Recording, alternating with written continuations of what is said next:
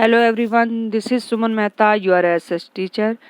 Dear students, as you know that we have started chapter 3, Nazism and the rise of Hitler. That is the chapter 3rd of history. Birth of the Weimar Republic. Look at the page number 51. Birth of the Weimar Republic. Germany, a powerful empire in the early years of the 20th century, fought the First World War 1914 to 1918 alongside the Austrian Empire and against the Allies, England, France and Russia. जैसा कि मैं पहले भी आपको summary बता चुकी हूँ, Germany जो एक शक्तिशाली देश था 20वीं शताब्दी के शुरुआती सालों में, उसने शुरुआती वर्षों में उसने पहला विश्व युद्ध लड़ा। किसकी साइड से? ऑस्ट्रियन एम्पायर, ऑस्ट्रिया के साम्राज्य की तरफ से उसने पहले विश्व युद्ध में भाग लिया। और अलाइज जो कंट्रीज थे, मित्र राष्ट्र जो थे, देश थे, इंग्लैंड, फ्रांस और रूस, इनके खिलाफ युद्ध लड़ा था। It joined the war enthusiastically hoping to gain from a quick victory. हालांकि जब इसने इस युद्ध में प्रवेश किया था तो इसको उम्मीद थी, जोश के साथ और पूरी आशा के साथ इसने इस युद्ध में प्रवेश किया, इस युद्ध में भाग लिया कि उसे ये होप थी कि जल्दी ही जीत हासिल हो जाएगी। लिटिल डिड दे रियलाइज, जल्दी ही उन्हें महसूस हुआ that the war would stretch on, कि ये युद्ध तो लंबा खिंचेगा, यानी लंबा चलेगा। Eventually draining Europe of all it's resources, और अंत इसका कैसा हुआ कि यूरोप के जितने भी संसाधन थे सब खत्म हो गए, मीन्स यूरोप के पास पैसे की कमी आ गई। Germany made initially gains by occupying France and Belgium. हालांकि शुरुआत में जर्मनी को फ्रांस और बेल्जियम के ऊपर कब्जा करने में सफलता हासिल हुई। However the allies strengthened by the US entry in 1917। हालांकि 1917 में अलाइज जो मित्र राष्ट्र जो देश थे उन्हें मजबूती मिली जब यूनाइटेड स्टेट्स ऑफ अमेरिका ने इस युद्ध में भाग लिया और डिफीट कर दिया उन्होंने मिलकर जर्मनी को और उसकी सेंट्रल पावर्स वाले अलग अलग देशों को, जो कि ये जो काम हुआ यानी इनको हराया गया। फर्स्ट वर्ल्ड वॉर का एंडिंग हम कह सकते हैं नवंबर 1918 में। कुल मिला के जर्मनी और उसके जो ध्रुवीय राष्ट्र थे उन्हें हरा दिया गया। The defeat of Imperial Germany and the abdication of the emperor gave an opportunity to the parliamentary parties to recast German polity. साम्राज्यवादी जर्मनी की हार और राजा द्वारा सिंहासन छोड़ना, इसकी वजह से एक मौका मिला संसदीय दलों को, यानी जर्मनी के जो अलग अलग पॉलिटिकल पार्टीज थी उन्हें अब मौका मिला कि वो अब दोबारा से जर्मनी की राजनीति को रीशेप कर सकते हैं, यानी उसे दोबारा से एक डेमोक्रेटिक स्ट्रक्चर में ढाल सकते हैं।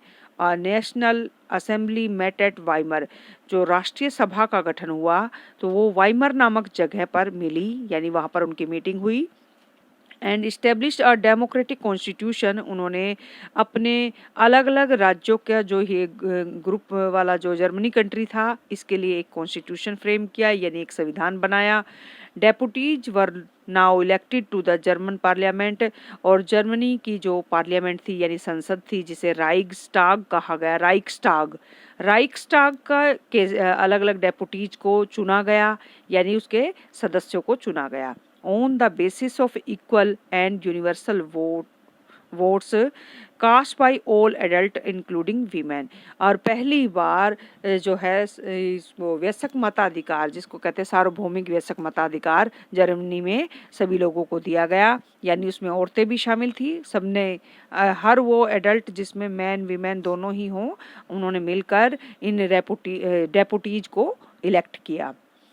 This republic, however, was not received well by its own people, largely because of the terms it was forced to accept after Germany's defeat at the end of the First World War। पहले विश्व युद्ध के अंत में जो इससे समझौता sign करवाया गया जर्मनी की इस सरकार से, जो कि चुनी हुई सरकार थी, तो इस जिन शर्तों पर इसने साइन किए उसकी वजह से इसके खुद के देश के लोग ही इसके खिलाफ हो गए, यानी इसको लाइक नहीं करते थे, वो ज़्यादा पसंद नहीं करते थे अपनी इस सरकार को, क्योंकि उन्हें लगता था कि ये तो कायर सरकार है जिसने घुटने टेक दिए हैं मित्र राष्ट्र के सामने। The peace treaty at Versailles. अब यहाँ पर एक उनसे शांति का समझौता साइन करवाया गया था, कहाँ पर, वर्सेल्स शहर में। With the allies was a harsh and humiliating peace. ये एक बहुत ही सख्त और अपमानजनक समझौता था जर्मनी के लिए। Germany lost it's overseas colony, समुद्र पार इसके जो उपनिवेश थे, अलग अलग देशों पर इसका जो कब्जा था जर्मनी का, वो इसके हाथों से जाता रहा। और 10th ऑफ इट्स पॉपुलेशन, 1/10 हिस्सा जो इसकी जनसंख्या था वो भी इसके हाथ से चली गई। 13% ऑफ इट्स टेरिटरीज, 13% इसका क्षेत्र भी इससे छीन लिया गया।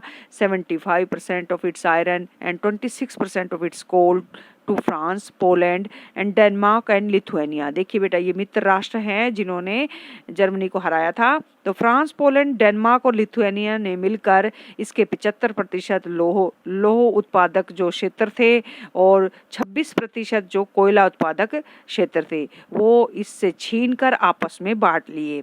The Allied powers demilitarized Germany to weaken its power। और तो और मित्र राष्ट्र देशों ने इसकी सेना को भी खत्म कर दिया। किसकी? जर्मनी की सेना को, ताकि ये शक्तिशाली ना हो सके। इसकी पावर को कम करने के लिए, इसकी शक्ति को कम करने के लिए इसकी सेना को भी भंग कर दिया गया। द वॉर गिल्ट क्लोज, अपराध बोध का एक क्लोज उससे साइन करवाया गया जर्मनी से, जिसमें जर्मनी ने माना कि वो रिस्पॉन्सिबल है फॉर द वॉर, इस युद्ध के लिए। And damage the allied countries suffered, और जितना भी मित्र राष्ट्रों का नुकसान हुआ है उसके लिए वो खुद जर्मनी जो है अपने आप को जिम्मेवार मानता है। ये जो है वार गिल्ट क्लोज जो है एक कॉलम है, उससे साइन करवाया गया कि वो अपने आप को रिस्पॉन्सिबल मानता है इस चीज़ के लिए। Germany was forced to pay compensation amounting to 6 billion pound. तो यहाँ पर आप देख पा रहे हैं कि जर्मनी को जो है इस युद्ध में उसकी वजह से जो अलाइज पावर का नुकसान हुआ था उसकी भरपाई करने के लिए 6 बिलियन पौंड का जुर्माना उसके ऊपर लगाया गया कि आपको 6 बिलियन पौंड अलग अलग देशों को देने हैं। The allied आर्मीज also occupied the resource rich Rhineland for much of the 1920। और ये जो मित्र राष्ट्र देश थे इनकी सेनाओं ने क्या किया, राइनलैंड का जो एरिया था जर्मनी का, जो कि बहुत ज़्यादा रिसोर्सफुल था, यानी वहाँ पर बहुत ज़्यादा संसाधन थे तरक्की के लिए, चाहे इंडस्ट्रियल एरिया हो चाहे वो मिनरल का बेस्ड एरिया हो, उस पर 1920s तक अपना कब्जा बनाए रखा। यानी जो है 1920 तक ये अलाइज आर्मीज का यहाँ पर कंट्रोल रहा। Many Germans held the new Weimar Republic responsible for not only the defeat in the war but the disgrace at Versailles। ज़्यादातर जो जर्मनी के लोग थे वो इस नई बनी हुई वाइमर रिपब्लिक गवर्नमेंट को ही जिम्मेदार मानते थे युद्ध में हार के लिए। न केवल युद्ध में हार के लिए बल्कि वर्सेल्स में हुए जो अपमानजनक जो समझौता हुआ है उसके लिए भी। यानी उनका मानना था कि अगर ये सरकार चाहती तो ये मना कर सकती थी, इसने मना नहीं किया, इसने हिम्मत नहीं दिखाई, ये कायर सरकार है। The effects of the war, इस युद्ध का प्रभाव क्या पड़ा। The war had a devastating impact on the entire continent both psychologically and financially. इस युद्ध की वजह से बहुत बुरा प्रभाव पड़ा पूरे यूरोप कॉन्टिनेंट के ऊपर, मानसिक रूप से और आर्थिक रूप से। पैसे वाइज भी इनको बहुत ज़्यादा नुकसान झेलना पड़ा, बल्कि मेंटल प्रेशर भी यूरोप कॉन्टिनेंट के लोगों पर पड़ा। From a continent of creditors, Europe turned into one of debtors। एक ऐसा कॉन्टिनेंट जो पहले के लोगों को दूसरे जो कॉन्टिनेंट के लोगों को लोन दिया करता था, पैसा उधार दिया करता था, क्रेडिटर था, आज वो डेप्टर बन चुका है, यानी वो कर्ज लेकर उधार लेकर अपना काम चला रहा था। अनफॉर्चुनेटली, दुर्भाग्य से, the infant Weimar republic was being made to pay for the sins of the old empire. दुर्भाग्य से नए बने हुए वाइमर रिपब्लिक गवर्नमेंट को उन सभी पापों का प्रायश्चित करना पड़ा जो कि पुराने साम्राज्य ने किए थे। यानी राजा ने ही इस युद्ध में भाग लिया था, लेकिन उसका हर्जाना किसको देना पड़ा, नई बनी हुई वाइमर रिपब्लिक गवर्नमेंट को देना पड़ा। The Republic carried the burden of war guilt and national humiliation and was financially crippled by being forced to pay compensation. अब ये जो गवर्नमेंट है, रिपब्लिक गवर्नमेंट है, इसको ना केवल युद्ध का अपराध बोध समझौता साइन करना पड़ा, राष्ट्रीय अपमान को सहना पड़ा, और इसके साथ साथ पैसे के हिसाब से यानी मनी वाइज भी ये काफ़ी अपने आप को असहाय महसूस कर रही थी, क्योंकि इसको सारा नुकसान की भरपाई भी करनी पड़ी। मित्र राष्ट्र का जितना भी नुकसान इस युद्ध में हुआ था उसके लिए इसके ऊपर एक बहुत बड़ा जुर्माना लगाया गया जो कि इसको देना था।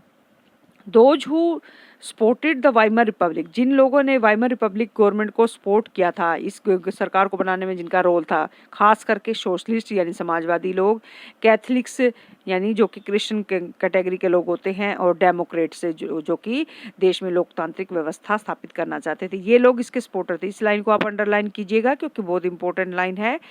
became easy targets of attack in the conservative nationalist orders और सर्कल्स। तो जितने भी रूढ़िवादी या राष्ट्रवादी लोग थे, यानी जो राजा के शासन में को पसंद करते थे, ऐसे लोगों के लिए ये लोग जो है क्या हो गए, कमेंट करने के लिए एक टारगेट बन गई। यानी ये लोग इन लोगों के ऊपर, सोशलिस्ट लोगों के ऊपर, कैथलिक लोगों के ऊपर और डेमोक्रेट्स लोगों के ऊपर हमेशा कमेंट किया करते थे कि तुम्हारी वजह से हमारे देश का अपमान हुआ, इतना बड़ा हमें नुकसान झेलना पड़ा। और इन्हें क्या कहकर बुलाते थे?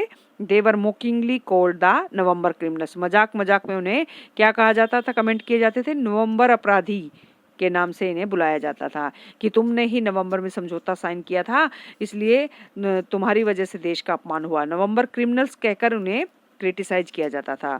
This mindset had a major impact on the political developments of the early 1930s as well will soon C.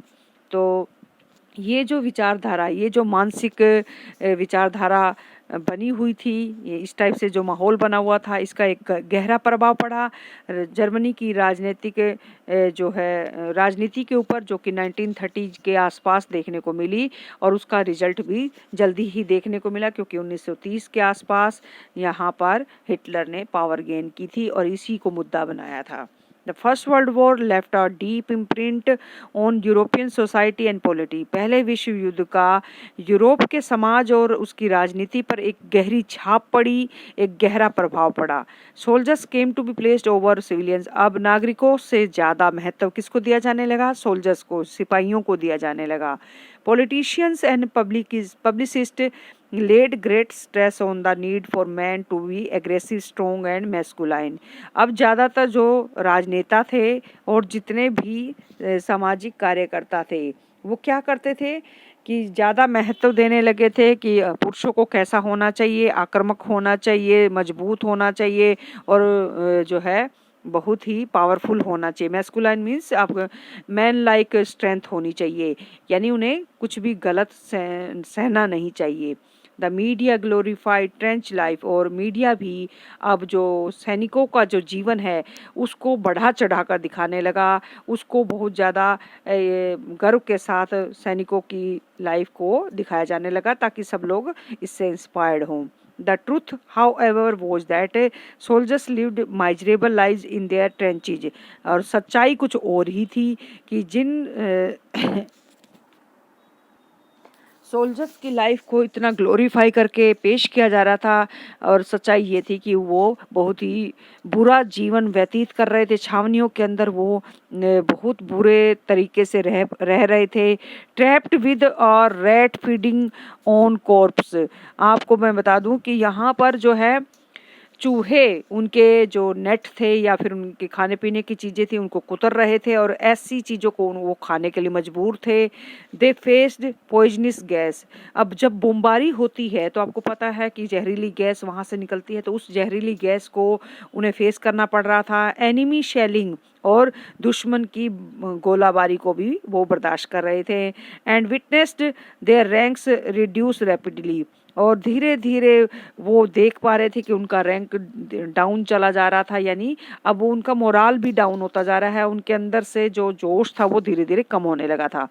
Aggressive war propaganda and national honour occupied centre stage in the public sphere. अब आक्रामकता यानी अगर कोई देश आपके देश पर attack करता है तो आपको चुप नहीं बैठना, आपने उसका जवाब देना है, राष्ट्रीय सम्मान के लिए लड़ना है। ये बातें जो हैं अब पब्लिक स्फीयर में यानी सार्वजनिक क्षेत्र में चर्चा का विषय बन गई थी, यानी आम जनता इन पर बहस करने लगी थी। While popular support grew for conservative dictatorship, और अब धीरे धीरे लोगों का दिमाग किस ओर काम कर रहा था, रूढ़िवादी तानाशाही शासन की तरफ की। काश कोई हो जो इन्हें इन तकलीफों से मुक्त कराए, और वो चाहे वो डिक्टेटर ही क्यों ना हो। That had recently come into being, जो कि अभी जल्दी जल्दी आने वाला था। कौन आने वाला था? जैसा कि आपको बताया जा चुका है, हिटलर का यहाँ पर एंट्री होने वाली है। Democracy was indeed a young and fragile idea. बेटा इस लाइन को अंडरलाइन कीजिएगा, ये लाइन डालकर आपसे क्वेश्चन पूछा जा सकता है। Democracy was indeed a young and fragile idea which could not survive the instabilities of interwar Europe. जो यहाँ पर अभी अभी लोकतांत्रिक सरकार बनी थी जो जर्मनी में, वो एक बहुत ही युवा और बहुत ही नाजुक विचार था। क्यों? क्योंकि ये यूरोप में जो युद्ध के बाद जो अस्थिरता बनी हुई थी उसमें अपने आप को बचा नहीं पा रही थी। ये बात कैसे कह सकते हैं हम, और इसके पक्ष में आप तर्क दीजिए। इस टाइप से आपसे क्वेश्चन पूछा जा सकता है।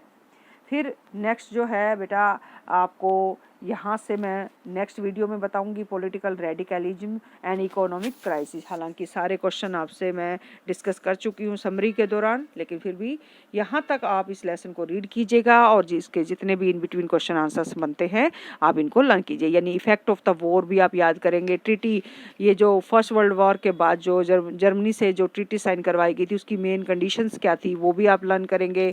प्लस जो है पीछे आपको जो मैंने समझाया है कि वाइमर रिपब्लिक गवर्नमेंट का फॉर्मेशन कैसे किया गया वो भी आपको पता होना चाहिए। और वेरी शॉर्ट क्वेश्चन आंसर्स तो काफ़ी इसमें बनते हैं, उसको आप अंडरलाइन करते चलिए और लर्न करते चलिए। Thank you.